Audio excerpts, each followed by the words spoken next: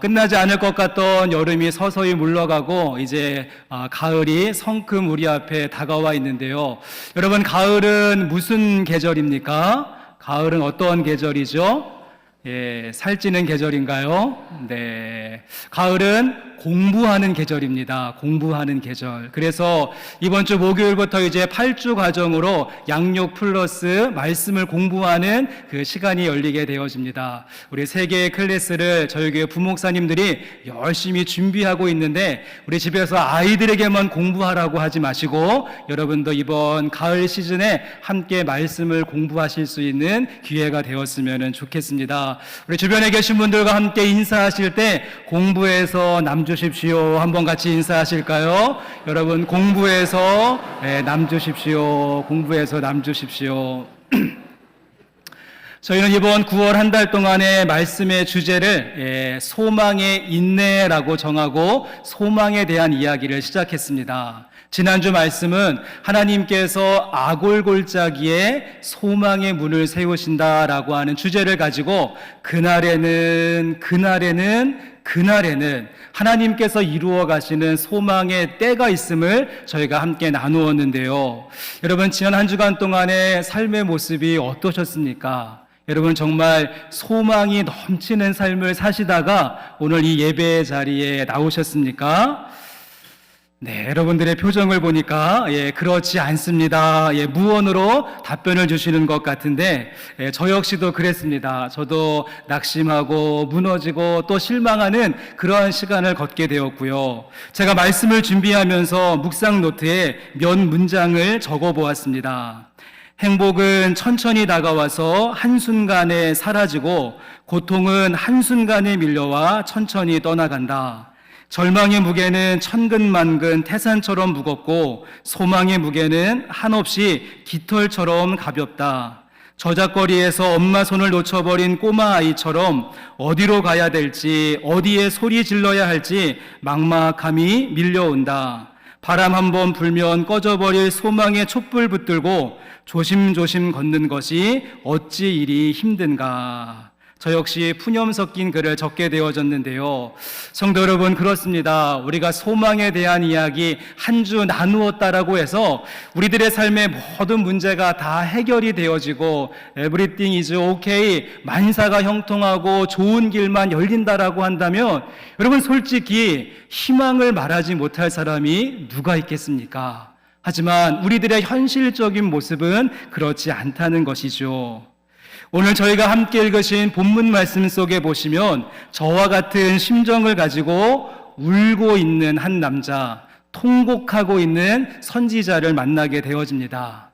저는 성경 66권 가운데서 가장 답답하고 가장 고통스럽고 가장 암담하며 가장 슬픔의 농도가 짙은 성경책을 골라보라라고 한다면 오늘 저희가 함께 읽으신 예레미야 애가 말씀을 선택할 것 같습니다. 말씀의 제목조차가 어떻습니까? 예레미야 애가. 그래서 슬픔의 노래라고 하는 타이틀을 가지고 있습니다. 아시는 대로 이 예레미야 선지자는 이 위태롭게 흔들리던 자신의 조국이었던 남유다가 바벨론에 의해서 멸망받는 모습을 지켜보아야 됐습니다. 백성들의 마음을 바꾸어내기 위해서 무수히 하나님의 말씀을 선포하고 외쳤지만 그에게 돌아온 것은 돌팔매질이었고 웅덩이에 갇히는 모습이었죠. 여러분, 이때 예레미야의 심정이 어떠했을까요? 자신의 조국이 무너지는 모습을 보면서 갈기갈기 백성들의 마음이 찢겨지는 모습을 보면서 공동체가 산산조각 부서지는 모습을 보면서 예레미야는 하염없이 통곡하며 눈물을 흘릴 수밖에 없었는데 그 예레미야의 눈물이 예레미야 애가 말씀 속에 담겨져 있습니다. 그런가 하면 히브리 성경으로는 애가와 발음이 비슷한 에카라고 하는 제목이 붙어 있습니다. 이 예레미야 에가를 히브리어로는 에카라고 하는데요. 그 뜻이 어찌할꼬라고 하는 탄식의 표현입니다. 어찌할꼬. 우리 전라도 사투리를 한다면 우째스까나라고 하는 그런 말이 되어지겠죠. 희망과 소망이 보이지 않는 절망의 모습 속에서 이제 우리는 앞으로 어찌할꼬 파열음이 터질 수밖에 없는 탄식의 이야기가 예레미야 애가 말씀 속에 담겨져 있습니다. 여러분, 그런데 어떻습니까? 우리가 이 예레미야 애가 말씀을 묵상하면 묵상할수록 다른 사람 이야기 같지 않고 나의 이야기처럼 다가오는 것이고요. 예레미야의 에카가 나의 에카, 우리도 역시 삶 속에서 어찌할 거를 외칠 수밖에 없으며 이 쓰디쓴 예레미야의 통곡의 눈물이 우리의 두 눈에도 지금 흐르고 있다는 사실입니다. 여러분의 인생 속에는 어떠한 애가 슬픔의 노래가 있으십니까? 여러분의 삶 속에는 어떠한 애카 고통의 탄식이 있으십니까? 소망하기는 그 애가와 그 애카가 소망의 노래와 기쁨의 찬송으로 바뀌는 은혜가 저와 여러분들 가운데 주님을 통하여서 선물되는 은혜가 있기를 소망합니다.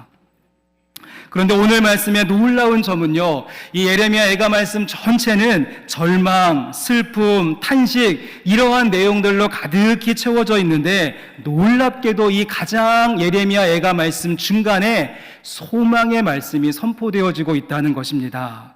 분명히 말씀의 제목은 애가 슬픔의 노래이고 히브리어 이름은 에카 탄식의 고통인데 여러분 그 말씀 속에 예레미야는 놀랍게도 예레미야 애가 3장 말씀에 소망이라고 하는 단어를 3번씩이나 언급하며 그 소망의 이야기를 풀어가고 있습니다. 그래서 우리가 예레미야 애가 말씀에 이렇게 귀를 기울이고 있으면 슬픔의 노래, 탄식이 터져 나오는 것이 아니라 조용하게 그리고 천천히 울려 퍼지는 소망의 노래를 듣게 된다는 것입니다.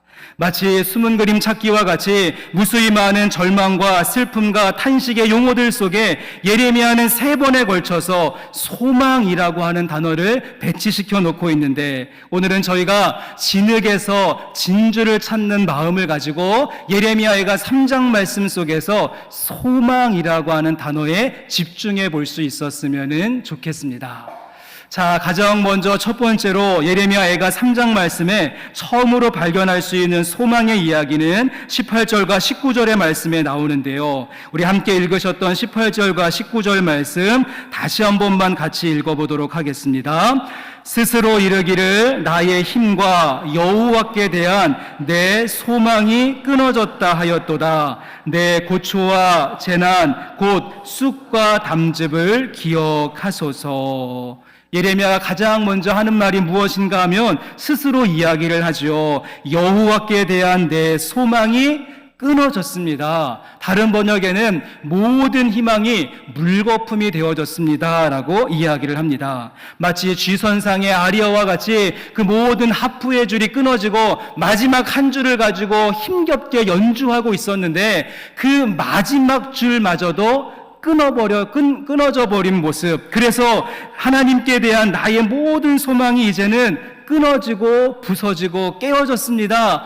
어찌할 꼴을 말할 수밖에 없는 에카의 현장에 있는 예레미야의 모습을 발견하게 된다는 것입니다. 여러분, 그렇다고 한다면 이 마지막 줄마저 끊어지게 된 이유는 무엇인가? 다시 한번 말씀 가운데 19절 말씀을 보시면 무엇 때문에 모든 소망이 끊어지게 되어졌는가? 고초와 재난과 쑥과 담즙으로 인한다라고 이야기하죠. 고초와 재난, 쑥과 담즙. 정말 이것 중에 우리가 하나만 만나도 인생의 쓴맛을 경험하게 될 텐데 고초, 재난, 쑥, 담즙 이런 것들이 한꺼번에 내 삶에 몰려오게 되어졌을 때 모든 소망은 끊어져 버리고 말았습니다. 여러분, 여기에서 담즙이라고 하는 표현이 나오는데 한글 번역은 굉장히 고상하게 표현을 했습니다. 원래 원어의 뜻은요, 뱀의 독이라고 하는 뜻을 가지고 있죠. 뱀의 독. 뱀의 독과 같이 온몸에 그 독이 퍼지면서 점점 마비가 증상이 나타나게 되어지고 정신이 혼미한 상태, 그러므로 말미암아서 소망이 끊어져 버리고 말았다는 것입니다. 오늘 저희가 함께 살펴보는 예레미야 애가의 말씀에 형식적인 특징이 있습니다. 이 말씀은 애가 노래의 형식, 시의 형식으로 되어져 있기 때문에 리듬과 그 라임과 운율을 맞추는 특징이 있는데요.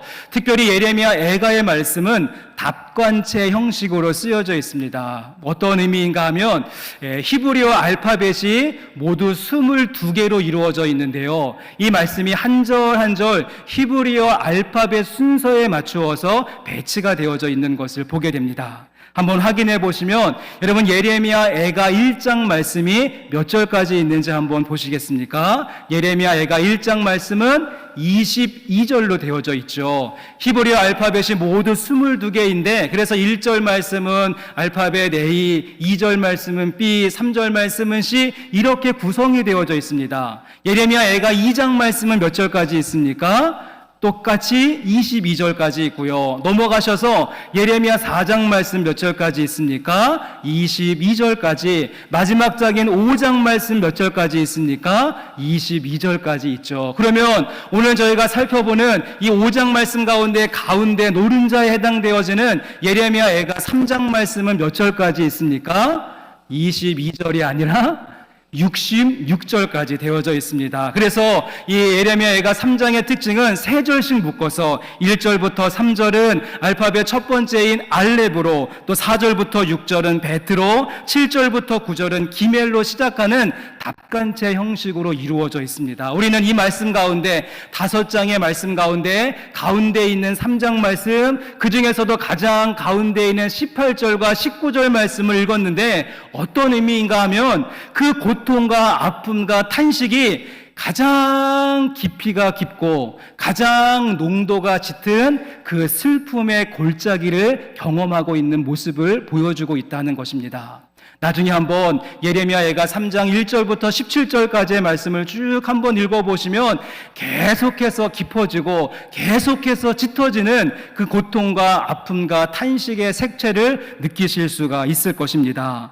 예레미야의 표현과 같이 고초 위에 재난, 재난 위에 쑥, 쑥 위에 담즙, 독이 퍼지듯이 온 몸과 마음과 삶 속에 마비되어지는 독이 퍼지고 있는 그러한 상태. 그래서 내 소망이 완전하게 끊어졌습니다. 내 소망 더 이상 기댈 곳이 없습니다. 어찌할꼬 우째스까나 탄식할 수밖에 없는 말씀이 오늘 본문 말씀의 내용입니다.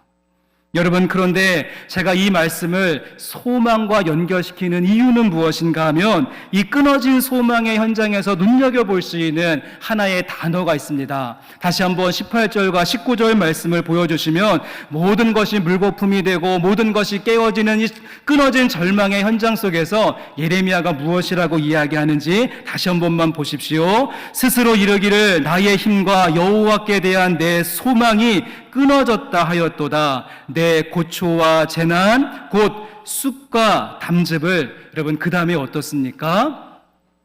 기억하소서. 예레미야는 그 마지막에 기억하소서라고 하는 말을 넣고 있죠. 여기에 기억하소서라고 하는 말에 어떠한 번역에는 1인칭을 쓰는 그러한 번역도 있고 또 어떤 말씀에는 2인칭을 쓰는 경우도 있습니다. 1인칭을 쓰면 I remember, 내가 기억하겠다라고 하는 표현이 되어지고요. 2인칭을 쓰게 되어지면 remember me, 나를 기억해 주소서라고 하는 요청이 되는데 전 이 두 가지의 표현 가운데 2인칭의 표현이 조금 더 바른 번역이라고 생각이 되어집니다. 지금 예레미야는 자신 안에 퍼지고 있는 고초와 재난과 쑥과 담즙의 일들을 내가 기억하겠다가 아니라 하나님, 이러한 나를 기억하여 주옵소서. 저의 형편 너무도 잘하시지 않습니까? 점점 깊어지고 점점 짙어지는 이 절망의 골짜기에서 독과 같이 퍼지고 있는 내 모습을 주님 기억하여 주옵소서. 여러분, 저는 거기에 소망이 있다라고 생각을 합니다. 함께 예배하는 성도 여러분, 그렇습니다. 지금 우리 안에 쌓이고 있는 고초와 재난과 쑥과 담즙을 내가 기억하기 시작하면 우리는 깊은 트라우마에 빠질 것이고 우울증에 시달릴 것이며 감당할 수 없는 디프레스에 눌려버리고 말 것입니다. 하지만 이상의 절망의 4종 세트, 고초와 재난과 쑥과 담즙, 하나님이 모든 것을 기억하여 주옵소서. 우리의 기억을 하나님의 기억으로 이식하게 되어질 때 거기에서부터 소망의 일들은 시작되는 줄로 믿습니다. 여러분, 그렇다면 우리의 모든 이 기억을, 우리가 지금 물들이고 있는 이 독을 하나님 기억하여 주옵소서 기도하게 되어지면 우리 가운데 어떤 은혜가 임하게 되어지는가? 우리 이번에는 요한복음 19장 29절과 30절 말씀 보여주시고 이 말씀도 같이 한번 읽어보시겠는데요. 이 말씀은 예수님의 십자가 사건에 대해서 기록합니다. 29절과 30절 말씀 같이 읽습니다. 거기 신 포도주가 가득히 담긴 그릇이 있는지라 사람들이 신 포도주를 적신 해면을 우슬초에 메어 예수의 입에 대니 예수께서 신 포도주를 받으신 후에 이르시되 다 이루었다 하시고 머리를 숙이니 영혼이 떠나 가시니라. 아멘. 여러분, 지금 사도 요한은 예수님의 십자가에 대해서 자세하게 묘사하는데 예수님의 마지막 십자가의 모습은 우리가 경험하고 있는 고초와 담즙과 쑥과 그 모든 재난, 그 쓰디쓰고 그 차갑고 그 맹렬한 그 모든 것들 주여 기억하여 주옵소서 맡기게 되어질 때 주님은 십자가에서 그 모든 것들을 받으시고 다 이루었다라고 우리에게도 말씀해 주신다는 것입니다. 그 비터니스, 그 쓰디쓰고 그 차디차고 그 신맛 나는 그 모든 것은 주님께서 담당하신 것이죠. 우리의 탄식, 우리의 수치, 우리의 상처, 우리의 눈물, 우리의 한숨, 우리의 부끄러움이 뒤범벅되어져서 쓴맛과 신맛을 내고 있는 그 그릇, 아니 쓴맛과 신맛을 넘어서 그 독과 같이 퍼지고 있는 그 치명적인 것들이 찰랑찰랑하고 있는 그 모든 그릇에 있는 담겨것들 우리의 것들인데 주님께서 주여 기억하여 주옵소서 그 목소리 들으시고 주님께서 담당하신 후에 다 이루었다 우리에게도 말씀해 주신다는 사실 여러분 꼭 기억하실 수 있기를 바랍니다. 여러분의 삶에 어떠한 탄식, 애카가 있으십니까? 여러분의 삶에 어떠한 슬픔의 노래, 애가가 있으십니까? 성도님들의 형편을 쭉 제가 찾아보면 너무도 많은 분들 지금 힘들고 어려운 시간들, 몸의 상처와 마음의 어려움으로 인하여서 삶의 곤고함으로 인하여서 우리 가운데 고초와 재난과 쑥과 담즙이 지금 쌓이고 쌓여서 폭발하기 직전인데 여러분 소망하기는 그 모든 기억 내가 기억하겠다가 아니라 하나님 기억하여 주옵소서 내어 맡기게 되어질 때 하나님께서 이루어 가시는 우슬초의 은혜가 저와 여러분의 삶 가운데 임하게 될 줄로 믿습니다. 그런가 하면 두 번째로 오늘 말씀 속에 소망이라고 하는 말이 또 나오는데요. 우리가 우째스까나라고 하면서 에카를 말할 수밖에 없는 그 자리에 또 하나의 소망은 무엇인가 하면 우리 그 다음에 이어지는 21절 말씀도 같이 한번 읽어보도록 하겠습니다. 이것을 내가 내 마음에 담아두었더니 그것이 오히려 나의 소망이 되었사옴은. 저는 여기에서 순서가 중요하다고 생각이 되는데요. 먼저는 내 고초와 재난과 담즙과 그 쑥을 주님 기억하여 주옵소서 주님께 내어드리고 주님께 맡기고 이식하며 우리가 기도하는 모습이 먼저 필요했다라고 한다면 그 다음에 두 번째 과정은 무엇인가 하면 이것을 내가 내 마음에 담아두었더니 주님께 맡길 뿐만 아니라 우리가 경험하고 있는 그 내용들을 가지고 우리는 곰곰이 한번 생각해보고 곱씹어보고 묵상해볼 수 있어야 되고 깊이 한번 다루어 볼 수 있는 모습 이것을 내 마음에 담아두었더니 그것이 오히려 나의 소망이 되었습니다라고 예레미야는 말하게 되었다는 것입니다. 일반적으로 우리 가운데 있는 많은 경우가요, 우리가 이런 고난과 또 고초의 일들을 겪게 되어지면 우리가 어떠한 반응을 보이는가 하면, 아이고 이거 신경 쓰기 싫다, 자 덮어 빨리 덮어, 지나가라 라고 하면서 우리는 이 어려움의 문제와 고난과 재난의 일들이 빨리 지나가기를 바라고 그것을 들추어내는 것을 싫어합니다. 또 어떤 경우는 쑥과 담즙과 같이 그 쓴 것이 우리의 입에 담기면 우린 꿀꺽 삼키지 못하고 퇴퇴하면서 내뱉어 버리는 경우가 참 많다는 것이죠.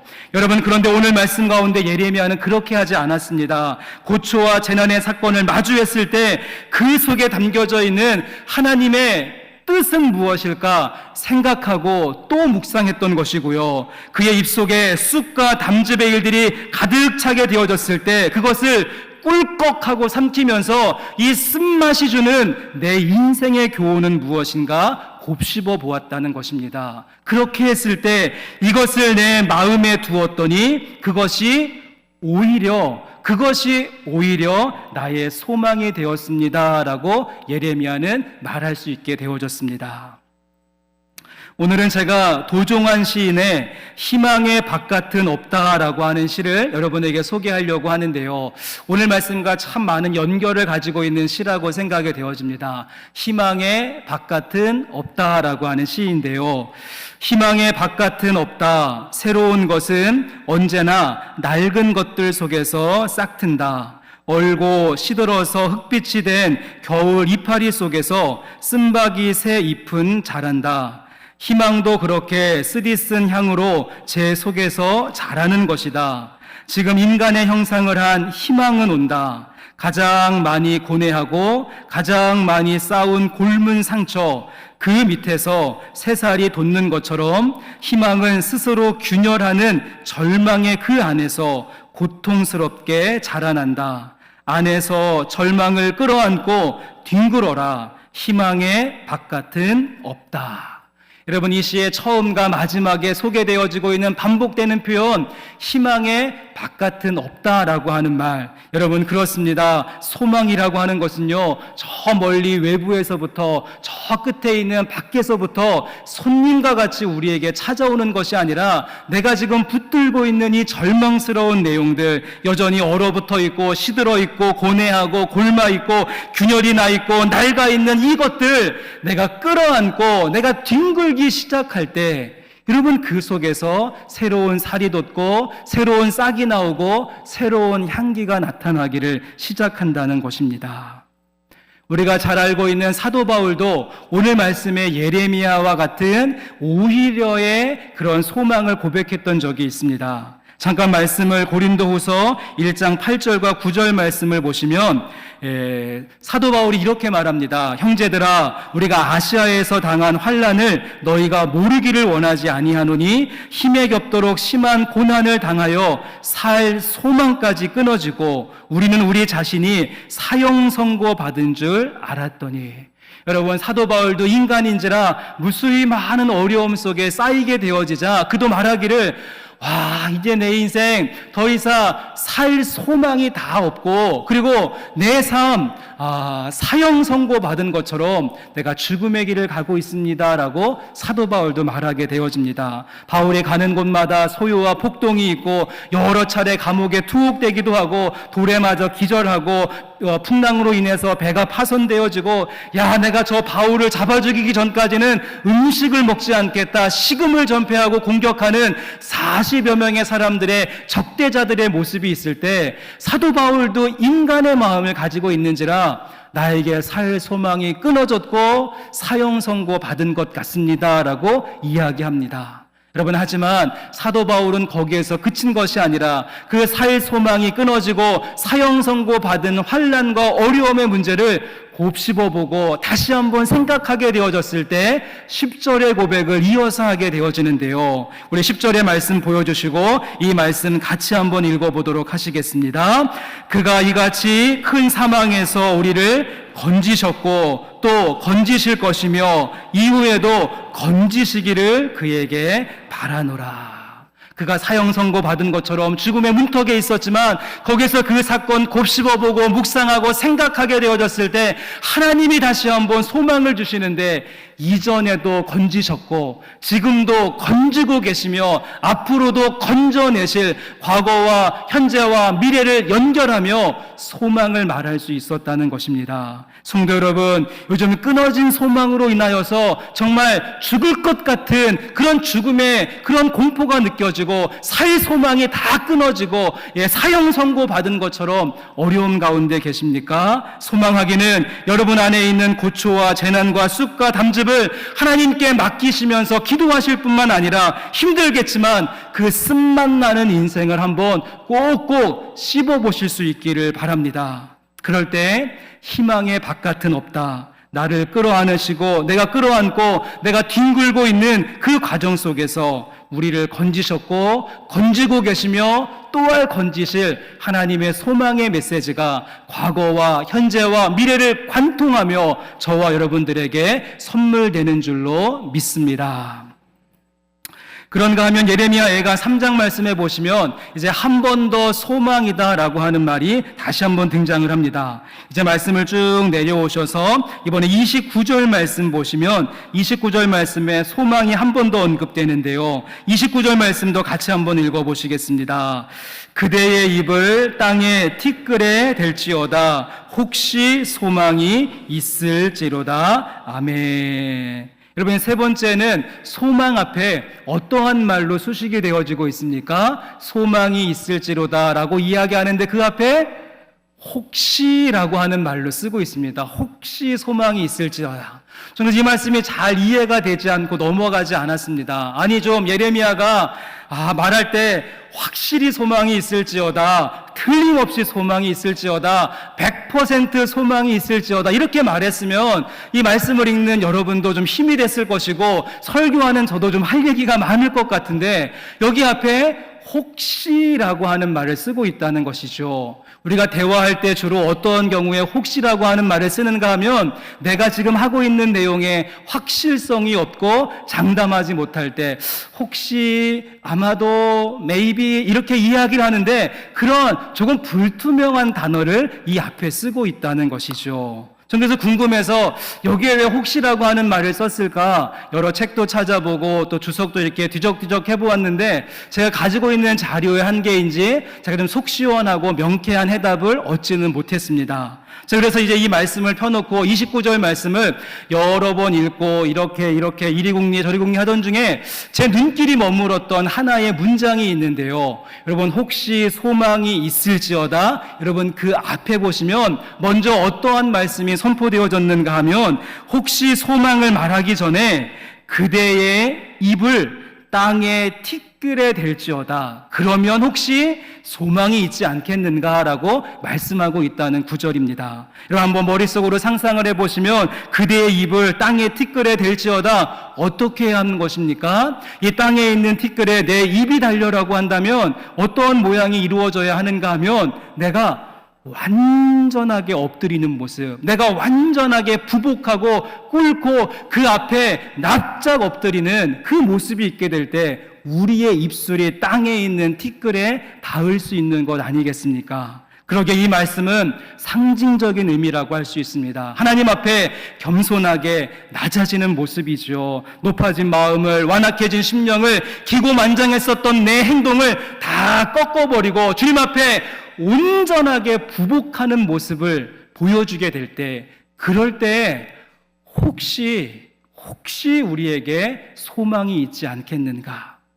한번 생각을 해보시면 여러분 지금 예레미야는 남유다 자신의 조국이 바벨론에게 멸망받는 모습을 이야기하는데 그 이유가 무엇인가 하면 유다 백성들의 교만함 때문에 우상을 숭배하고 완악해졌었던 그들의 삶의 모습으로 인하여서 하나님이 바벨론이라고 하는 몽둥이를 사용하셔서 그들을 치시는 시간이었습니다. 지금 그 몽둥이에 의해서 진탕매를 맞고 있는 그 유다 백성들을 보면서 예레미야는 우리가 지금 할 수 있는 것은 우리의 입술을 땅에 있는 티끌에 대듯이 부복하며 엎드리고 회개하고 자복하고 통회하게 되어질 때 주님께서 그 모습을 보시고 혹시 우리에게 소망을 베푸시는 것은 아니겠는가?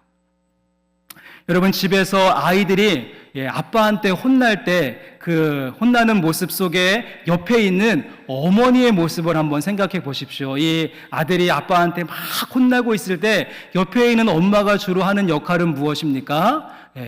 이놈의 새끼 더 때리라고, 뒤지게 패라고 이렇게 말씀하는 엄마는 별로 없습니다. 주로 엄마의 역할은 무엇인가 하면 이 아빠가 화나면 얼마나 무서운지 알기 때문에 얘야 지금 빨리 아빠한테 잘못했다라고 그래, 다시는 그렇게 하지 않겠다라고 용서를 빌어. 그것이 어머니의 역할, 호치해주는 것이 어머니의 역할인데, 여러분 지금 예레미야는 어머니의 역할을 자초하고 있는 것이죠. 유다 백성들을 향하여서 하나님의 심판과 진노가 시작되어졌기 때문에 우리가 조금이라도 빨리 돌이킨다면, 우리가 잘못을 뉘우치고 용서를 구한다면, 우리가 부복하여서 엎드릴 수 있다라고 한다면 혹시 우리에게 소망의 시간이 임하는 것은 아니겠는가? 여러분, 이런 의미에서 40절과 41절 말씀 보십시오. 40절과 41절에 우리가 스스로 우리의 행위들을 조사하고 여호와께로 돌아가자, 우리의 마음과 손을 아울러 하늘에 계신 하나님께 들자.